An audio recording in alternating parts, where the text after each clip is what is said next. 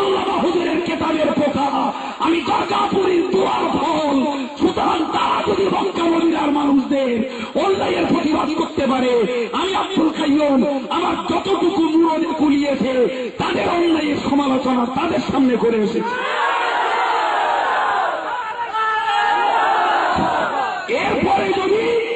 এরপরে যদি কেউ ফাউবাজিমাত করে, তৈরি থাকো কিয়ামতের দিনে আসামির কাঠগড়ায় দাঁড়ানোর জন্য।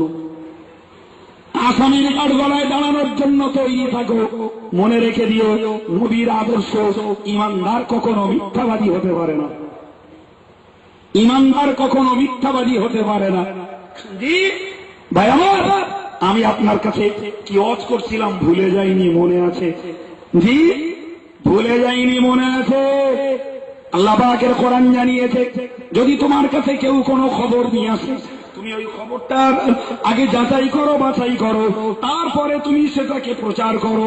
আগে যাচাই করো, বাছাই করো, তারপরে তুমি সেটাকে প্রচার করো। যদি তুমি তা না করো, তাহলে নিশ্চিত করে মনে রাখো, অচিরাত তোমাকে লজ্জিত হতেই হবে। সামনাসামনি পড়ে গেলে তোমাকে লজ্জিত হতে হবে। কোনো ক্ষমা তোমার নাই।